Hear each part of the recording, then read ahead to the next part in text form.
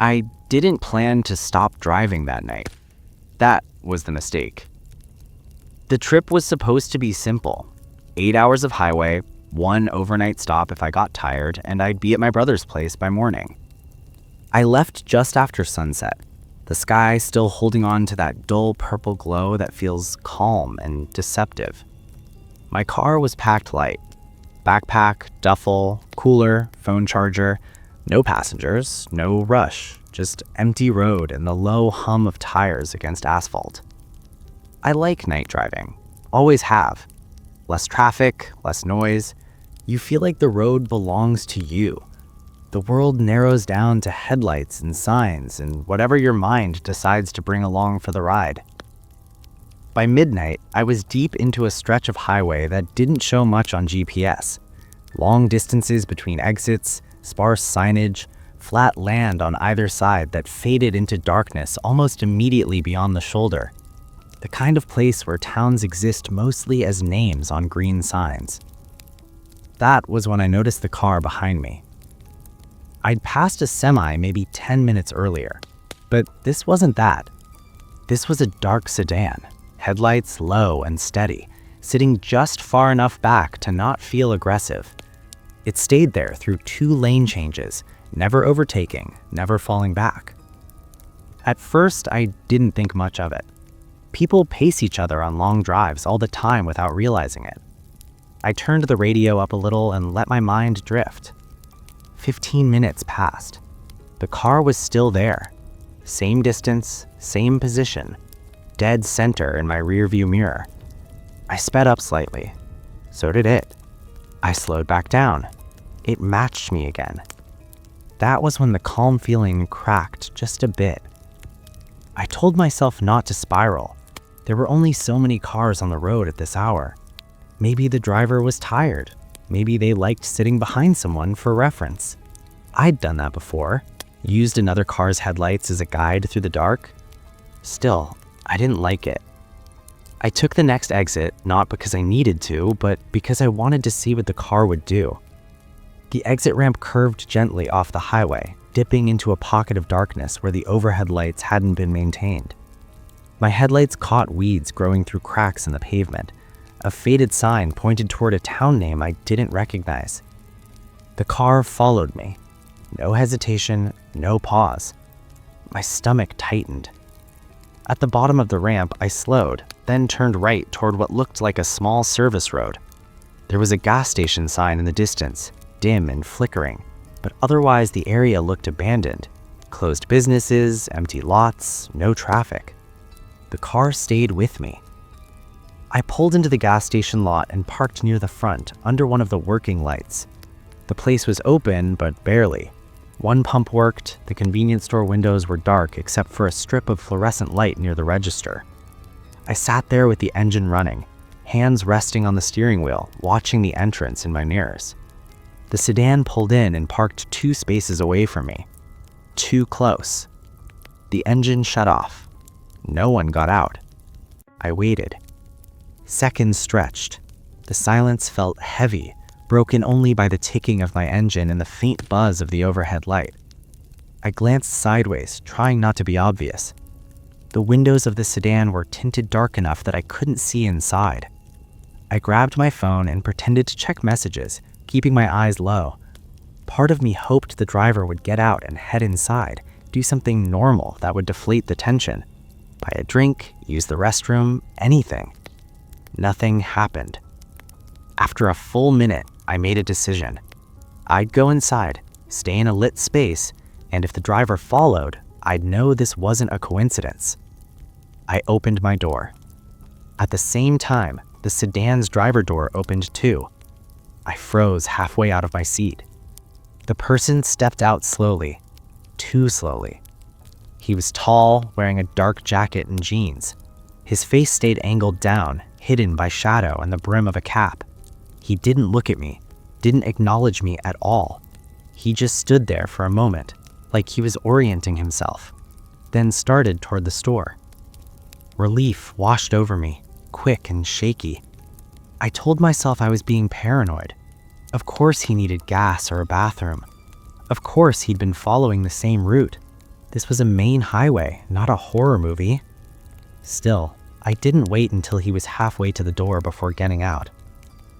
Inside, the store smelled like stale coffee and cleaning solution. The clerk barely looked up when I walked in.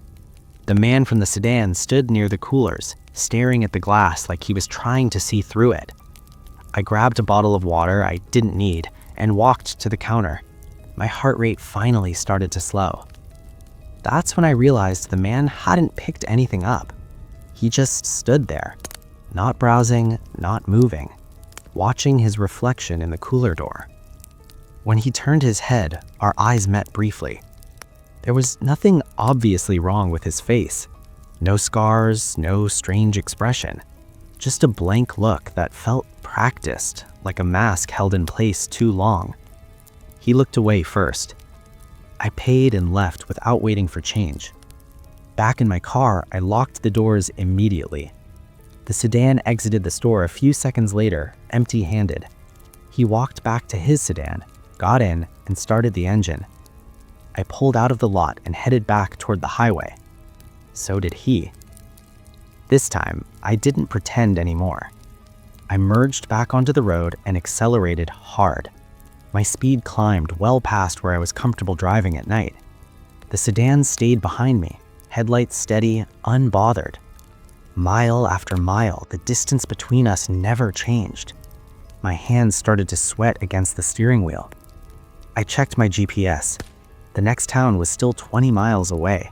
No exits in between, just open road and darkness pressing in from both sides. I thought about calling someone, but I didn't even know what I'd say. "I'm being followed" sounded dramatic, unprovable, and a part of me still clung to the hope that this was all coincidence, that if I pushed long enough, the car would eventually turn off. It didn't. Instead, something worse happened. The sedan pulled into the lane beside me. I felt it before I saw it, that sense of being crowded, boxed in. I glanced to my left. The car matched my speed perfectly. The driver's window was down now. The driver stared straight ahead, hands loose on the wheel, face calm. He didn't look angry. He didn't look aggressive. He looked patient. I slowed. He slowed. I sped up. He matched me again. Then, without warning, he smiled. It was small, controlled, the kind of smile someone knows when they know something you don't. He raised one hand from the wheel and pointed forward, down the road ahead of us. Then he tapped his finger against his temple once and drifted back into the lane behind me. My chest felt tight, like I couldn't quite get enough air. I didn't know what he meant. I didn't know what he wanted. But I knew one thing with absolute certainty as the empty highway stretched on into the dark. This road trip was no longer just a drive, and whatever was happening out here wasn't going to end quickly. The moment the sedan dropped back behind me, the road felt different. Not quieter, not darker, closer. Like the highway had narrowed without warning, like the darkness on either side had leaned in to listen. I kept driving, jaw tight, eyes fixed on the reflective lines racing beneath my headlights. My pulse thudded in my ears, each beat counting distance. I didn't know what the man's gesture meant, but I couldn't shake the feeling that he was guiding me somewhere, whether I wanted it or not. 10 miles passed, then 15. The GPS showed an upcoming exit. The town name meant nothing to me, but it was the first sign of civilization I'd seen in nearly an hour. My plan was simple. Take the exit, find people, find a light, find noise. As I slowed and signaled, my chest loosened just a fraction. The sedan's signal came on too. I took the exit. So did he. The ramp dipped down into a shallow valley where fog pooled thick and low, clinging to the asphalt like breath on glass. At the bottom, a 2-lane road stretched out, barely lit by sporadic streetlights that flickered as if they were undecided about staying on. I accelerated toward the town. The sedan stayed behind me. Buildings began to appear. Closed shops, a diner with lights off but chairs still stacked inside, A motel with a neon sign buzzing weakly, missing a few letters so it just read OTEL. I considered pulling in, but something about the place felt abandoned in a way that wasn't normal, like it had been emptied recently and in a hurry. The road curved and the town thinned out almost as quickly as it had appeared. Ahead, a sign warned of roadwork. 1 lane closed. Merge ahead. My stomach dropped. I slowed instinctively. Orange cones appeared, guiding traffic into a single narrow lane that ran alongside a stretch of trees. There were no workers, no equipment, just cones and silence. The sedan closed the gap. I felt boxed in now. Trees to my right, a concrete barrier to my left, nowhere to turn off, nowhere to escape. My phone buzzed in my cup holder. I hadn't noticed the signal return. A text notification lit up the screen. Unknown number. You shouldn't have stopped. My hands went numb. Another message followed immediately. Unknown number. You were doing fine until then. I didn't know how he had my number. I didn't know how that was possible. All I knew was that my breathing had gone shallow and my vision felt tight, like I was looking through a tunnel. I typed back before I could stop myself. Who is this? The reply came instantly. Unknown number. Someone trying to help you finish the drive. The lane narrowed further. Cones funneled me into what looked less like a construction zone and more like a trap. My headlights caught movement ahead. A figure stood in the road. I slammed the brakes. The car skidded slightly, tires screaming against asphalt, and came to a stop just short of the figure. It was a man wearing a reflective vest, head lowered, arms hanging at his sides. Relief hit me so hard it made me dizzy. Then he looked up. It wasn't a worker. The vest was torn and filthy, the reflective strips dulled and peeling. His eyes were wide and unfocused, mouth slightly open like he'd forgotten how to close it. He took a slow step toward my car. I laid on the horn. He didn't react. In my mirror, the sedan idled behind me, headlights glaring. Another text buzzed. Unknown number. Don't go around him. I didn't listen. I swerved toward the shoulder, narrowly missing the concrete barrier, and sped past the man. He turned as I passed, following me with his head, his mouth stretching into a grin that showed too many teeth. The road straightened and I floored it. The sedan surged forward, engine roaring now, no longer patient. It closed the distance fast, headlights flashing once. My phone buzzed again. Unknown number. You're making this harder. The town lights disappeared behind us. Trees swallowed the road again. The cones ended abruptly as if whoever placed them had simply stopped caring. Ahead, my headlights picked up a rest area sign. I didn't think, I just turned. The rest area was empty. No cars, no people. Just a dark parking lot, a closed restroom building, and a few picnic tables sitting under dead lights. I skidded to a stop near the building and jumped out of the car, keys still in my hand. Cold air slapped my face, my breath fogged thick and fast. I ran for the building, yanking on the door. Locked. Behind me, tires crunched on gravel. The sedan rolled into the lot and stopped, engine idling softly, like it was breathing. The driver door opened. The man stepped out slowly, exactly the way he had at the gas station. Calm, unrushed. You missed your turn, he said, his voice steady, almost kind. I backed away until my shoulders hit the brick wall of the building. Stay back, I said, hating how thin my voice sounded. He smiled again, that same controlled smile. I told you I was helping. You weren't supposed to stop. That's when they notice. They? I asked before I could stop myself.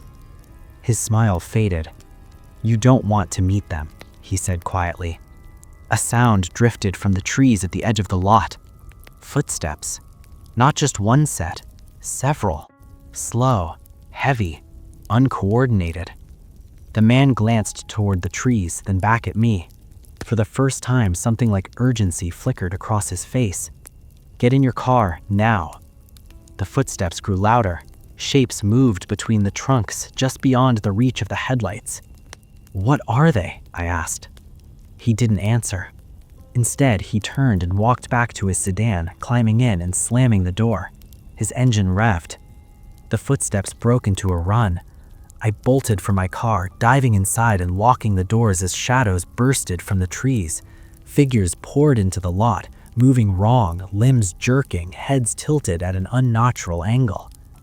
I didn't wait. I started the engine and peeled out of the lot, tires screaming, gravel spraying. In my mirror, I saw the sedan already back on the road, pulling away fast. The figures reached the edge of the pavement and stopped, watching us go. I didn't slow down until the sky began to lighten, the darkness thinning into early morning gray. When I finally stopped at a busy gas station miles later, the sedan was gone. No texts came after that, no sign of the man. I finished the drive in daylight, hands still shaking. Sometimes, late at night when I'm driving alone, I see a dark sedan in my rearview mirror, sitting just far enough back to feel intentional. And every time, I remember his smile, and I don't stop driving.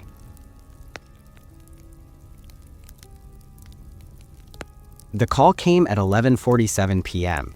I remember the exact time because I stared at my phone for a long moment before answering, already annoyed. I was halfway through parking my car for a drive I didn't want to make, and I assumed it was my sister calling to rush me. It wasn't. It was a man I didn't recognize. He said my name like we'd spoken 100 times before. "You still heading out tonight?" he asked. I frowned, phone pressed between my shoulder and ear as I folded clothes into my duffel. "Who is this?" A pause, just long enough to feel deliberate. "You called me earlier," he said calmly, "about the drive." I checked my call log, no outgoing calls, no missed calls, nothing unfamiliar. "I think you've got the wrong number," I said. Another pause. "No," he replied. "I don't." The line went dead. I stood there in my bedroom, phone still against my ear, a strange heat crawling up the back of my neck. I told myself it was a wrong number, a scam, someone dialing randomly, but the way he'd said my name stuck with me. Too natural, too sure. I finished packing faster after that. The trip itself was simple on paper, 4.5 hours from one state to the next. I was driving overnight to help my sister move out of her apartment after a bad breakup. She didn't want to be alone. I didn't argue. I left just after midnight. The highway was mostly empty, the kind of quiet stretch where headlights feel louder than they should. I settled into the drive, music low, windows cracked, just enough to keep me alert. About an hour in, my phone buzzed again. Unknown number. I ignored it. A few seconds later, it buzzed again. Unknown number. You left later than I expected. My chest tightened. I pulled the phone closer to my face, reading it twice, then a third time. I typed back before thinking, "Who is this?" The reply came immediately. Unknown number. You don't remember calling, do you? I didn't respond. The road ahead curved gently through trees that leaned close on both sides, their branches swallowing what little moonlight there was. I locked my phone and tossed it into the cup holder, trying to focus on the drive. The buzzing stopped. For a while, I almost convinced myself it was over. Then I noticed the headlights behind me. They appeared suddenly, cresting a hill I'd just passed, bright and close enough to make my mirrors glow. I hadn't seen any cars for miles. The car stayed back, steady and centered. I didn't like it, but I didn't panic, not yet. I sped up a little. So did they. I slowed. They matched me. I glanced at my phone again. No new messages. The road sign ahead showed a rest area coming in 2 miles. I debated pulling in. The idea of stopping felt wrong, but so did continuing with someone pacing me in the dark. Before I could decide, my phone buzzed again. Unknown number. Don't stop there. My foot eased off the gas. How could he know? Another message followed. Unknown number. That one closes overnight. You'd be alone. I didn't reply. I didn't stop. I passed the rest area, eyes scanning the entrance as I went by. The lot looked dark and empty, just as he'd said. The car behind me stayed with me. Mile after mile, the tension built in quiet layers. No sudden moves, no honking, just the constant presence of another vehicle that refused to go away. My phone buzzed again. Unknown number. "You're doing fine, just keep driving." I felt a flicker of anger cut through the fear. "Stop texting me." There was a longer pause this time. "Unknown number. You shouldn't talk while you're being watched." I checked my mirrors again, heart pounding. "What do you want?"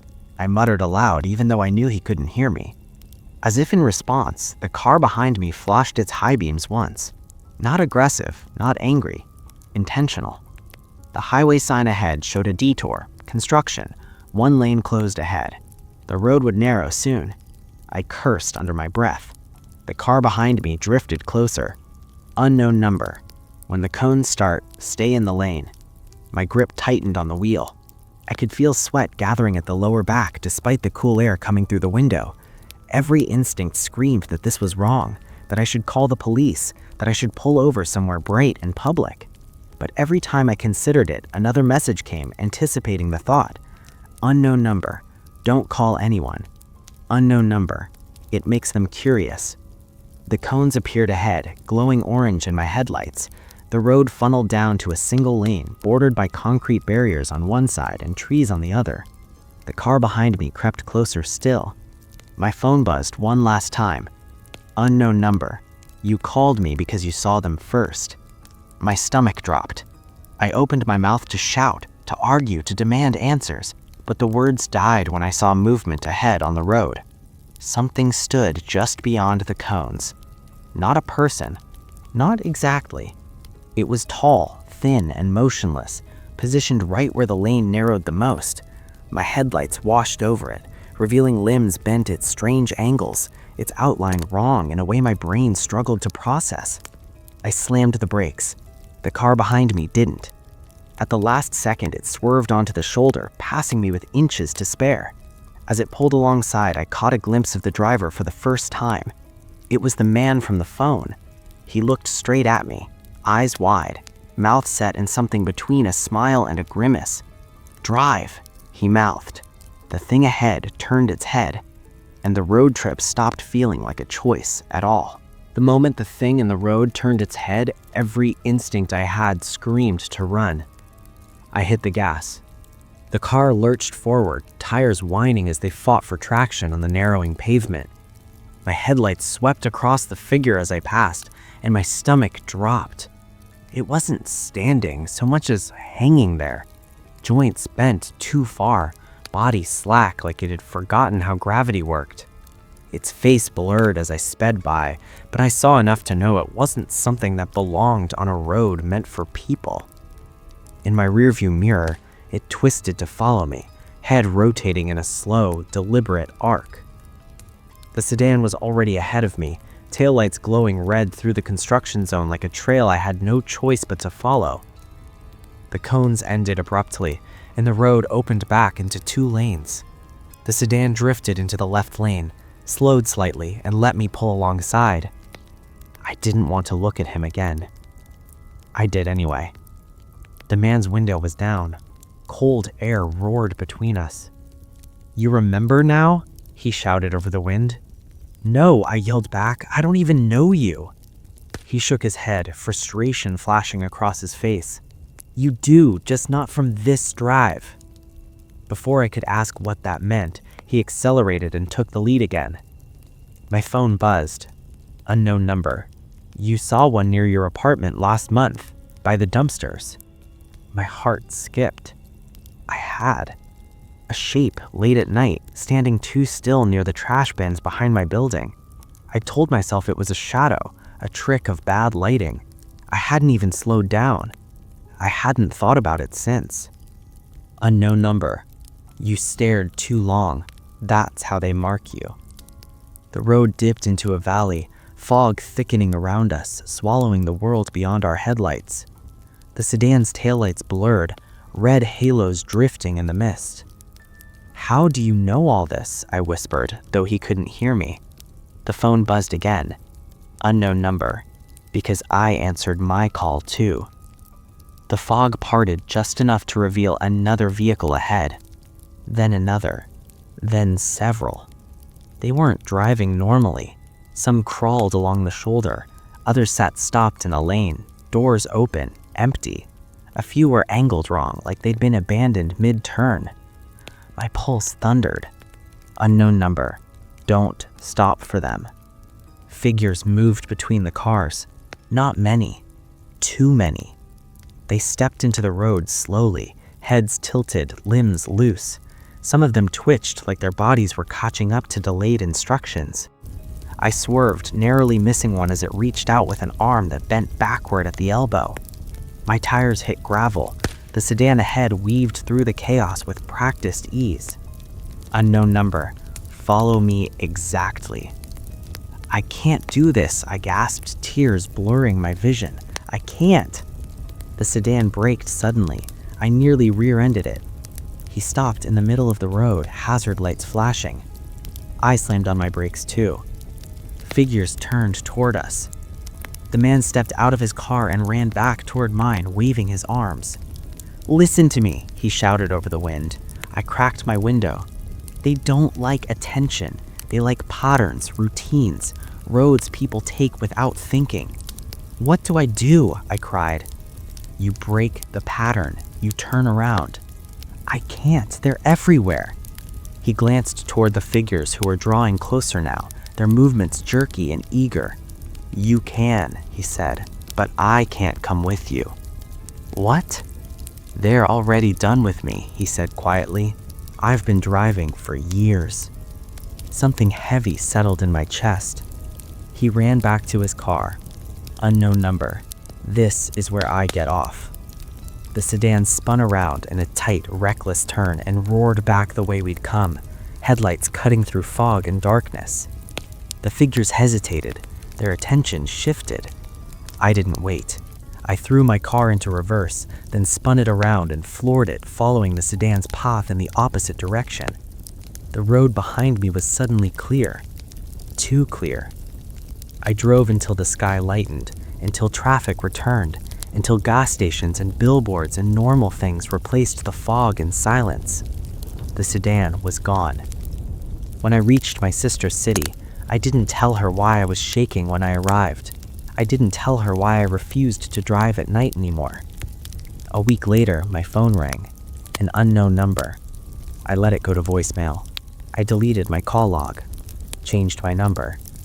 But sometimes, late at night, when I'm stopped at a red light, I see figures standing just beyond the glow of the street lamps, waiting at the edges of roads I've taken too many times before.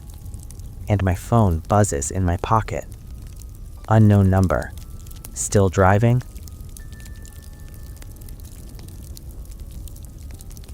I wasn't supposed to be on that road. The GPS didn't suggest it. There were no signs pointing me toward it. If I hadn't missed my exit by a few seconds, I would have stayed on the interstate like a normal person and been home before sunrise.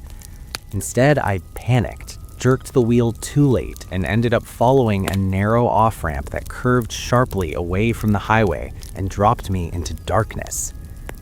At first, I thought it was just a shortcut, one of those rural connectors that runs parallel to the interstate for a while before rejoining it farther ahead. The kind of road locals know about, but maps don't bother highlighting. I told myself that to stay calm. The road was 2 lanes, no shoulder, no lights. Trees pressed in close on both sides, their branches arching overhead like they were trying to seal the road shut behind me. My headlights barely reached past the next bend. I checked the GPS, recalculating. Then again, no signal. Of course. I sighed and kept driving. Turning around didn't feel safe. There was nowhere wide enough to do it without risking sliding into a ditch, and the road behind me was already gone, swallowed by darkness. I rolled the window down a crack to stay alert. That was when I noticed how quiet it was. Not peaceful quiet, not late-night calm. Dead quiet. No insects, no wind, no distant hum of traffic from the interstate I should have been near. Even my engine sounded muted, like the sound was being absorbed by the trees. After about 10 minutes, I saw the first sign. A hand-painted wooden board nailed crookedly to a post at the edge of the road. No through road. The letters were uneven, carved deep and rough, like someone had pressed too hard. I slowed. My GPS flickered back to life for half a second, then froze again. The map showed nothing but a gray void around my position. I considered turning around. Then I saw headlights in my rear view. They appeared suddenly, bright and close enough to make my mirrors flare white. I hadn't seen another car the entire time I'd been on this road. The headlights stayed back, steady. I sped up. So did they. I felt that familiar, sinking sensation settle in my chest, the one that tells you you're not alone anymore and you should have trusted your instincts earlier. I reached the next bend and slowed instinctively. The car behind me didn't. It closed the gap fast, headlights flooding my back window. The driver didn't honk, didn't flash lights, just followed, too close, like they wanted me to feel their presence. The road straightened and something loomed ahead in my headlights. A gate. Not a proper one, just a metal bar stretched across the road, sagging in the middle, painted with faded red and white stripes. There was a small gap on the right where the shoulder dipped into dirt and leaves. A way around. The car behind me slowed. I stopped. My heart hammered as I rolled the window further, listening. The woods remained unnaturally silent. I glanced in the mirror. The headlights behind me cut off. The engine shut down. The sudden darkness made my skin crawl. I sat there, frozen, waiting for the driver to get out. They didn't. Minutes passed. The only sound was my own breathing. I finally eased my car forward, steering carefully around the edge of the gate. Branches scraped the side of my car with a sound like fingernails. Once I was clear, I didn't hesitate. I pressed the gas and left the gate behind me. I checked the mirror. The car was still there. It hadn't followed me around the gate. It sat on the other side, headlights off, unmoving, watching. Relief washed over me so fast it made me dizzy. I laughed once, breathless at how tense I'd gotten over nothing. Maybe it was a local who didn't want outsiders using the road. Maybe the gate was there for a reason. I drove on. The road narrowed further, pavement cracked and uneven. The trees opened briefly, revealing a small cluster of houses ahead, if you could call them houses. They were old, sagging, built too close to the road. Porch lights glowed weakly, casting small pools of yellow light that didn't quite reach the ground. I didn't see cars, I didn't see movement. I slowed as I passed through. Every porch had a chair facing the road. Every chair was empty. The sensation of being watched crept up my spine again, heavier this time, thicker, like the air itself had weight. I didn't look toward the houses. I kept my eyes forward and my speed steady. As I passed the last house, I noticed something in my rearview mirror. A figure stood in the road behind me. Tall, too still. It hadn't been there a second ago. I slammed the brakes. The figure didn't move. It stood in the center of the road, head tilted slightly to one side, arms hanging wrong at sides. My headlights illuminated it just enough to see that it wasn't wearing shoes. I threw the car into reverse. The engine stalled. My heart stopped with it. The figure took one slow step forward. I restarted the engine, tires squealing as I reversed, eyes locked on the thing ahead. It didn't rush me. It didn't chase. It just kept stepping forward, patient, like it knew I couldn't leave yet. Then my headlights caught something else. More figures, standing along the edges of the road, between the trees, on the porches of the houses I just passed. All of them facing me. All of them still. I stopped breathing. Somewhere behind me, an engine started. Headlights flared to life. The car from the gate. It had followed me after all. And now I was trapped between it and whatever was waiting ahead on a road that didn't want me to leave. The engine behind me revved once, low and deliberate. The headlights from the car at the gate washed over the road, throwing my shadow forward and stretching it toward the figures ahead. They didn't react. None of them did. Not the ones standing in the road, not the ones lining the trees, not the ones seated in the porch chairs like they'd been waiting there all night. I was boxed in. My car idled roughly, dashboard lights glowing too bright in the darkness. My hands shook on the wheel as I tried to think past the panic. Turning around wasn't an option. Stalling again wasn't an option. Sitting still definitely wasn't an option. The figure in the road took another step. Its foot landed wrong, heel first, toes dragging behind like it didn't quite understand how legs were supposed to work. I caught a glimpse of its face now, pale and slack, eyes open but unfocused, as if it were staring through me instead of at me. The porch lights along the road flickered in unison. Once, twice, then held steady again. The car behind me honked. Not aggressively, not urgently. Once, short, controlled, like a signal. The figure in front of me stopped moving. The others did too. Every one of them froze mid-motion, heads tilted at slightly different angles, bodies caught halfway between stillness and movement. My phone buzzed in the cup holder. No service, no signal. A message came through anyway. Unknown number. Don't look at them too long. I swallowed hard. Another message followed. Unknown number. They don't like being noticed. That's why they stand in the dark. I typed back with trembling thumbs. Who are you?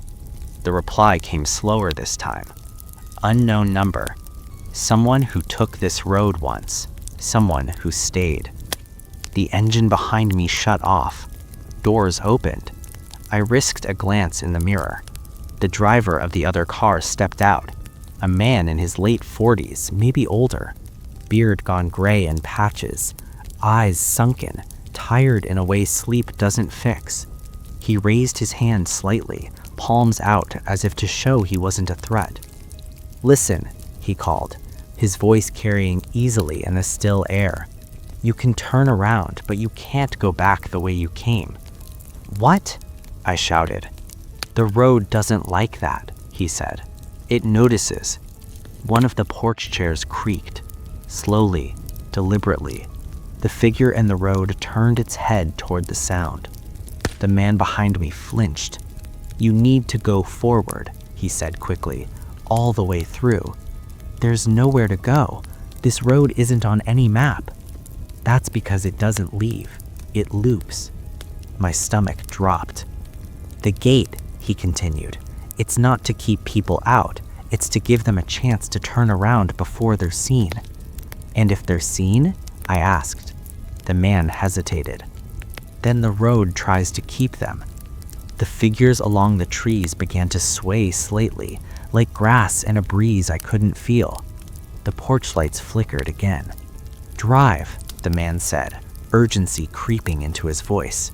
Steady. Don't stop. Don't look at them. If they step into the road, don't swerve. Just keep going. What about you? I asked. He shook his head. I already belong to it. Something moved on one of the porches. A woman stood up from her chair. Her movement was slow, deliberate, joints stiff. She took one step off the porch and stopped, head snapping toward me with a sharp, unnatural motion. The man behind me backed toward his car. Go, now. I pressed the gas. The car rolled forward, slow at first, then faster as I committed.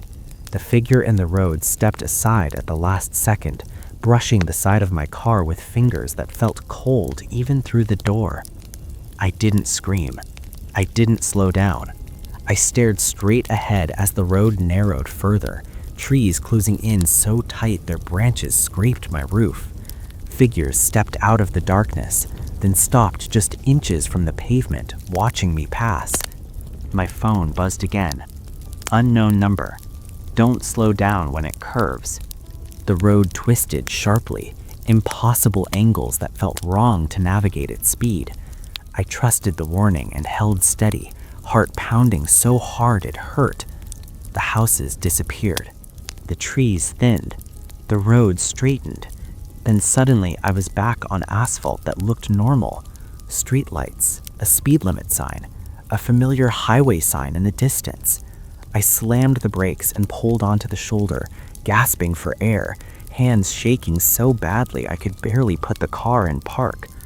The road behind me was empty.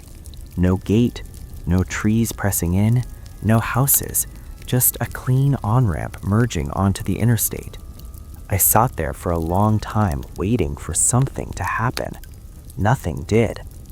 When I finally drove on, I didn't look back. I made it home just after sunrise. I didn't tell anyone about the road. I didn't tell anyone about the figures or the man who stayed behind. Weeks later, curiosity got the better of me. I searched maps, forums, local history. I looked for any mention of missing roads, closed routes, strange towns. I found just one post. Just one. A single comment buried deep in a thread about shortcuts. If you see the gate, don't go around it. If you do, don't stop driving. And if someone warns you, listen. Sometimes when I'm driving at night and miss an exit, my GPS recalculates and hesitates just a second too long, and I grip the wheel tighter, because I know some roads don't want to be found. They want to be remembered.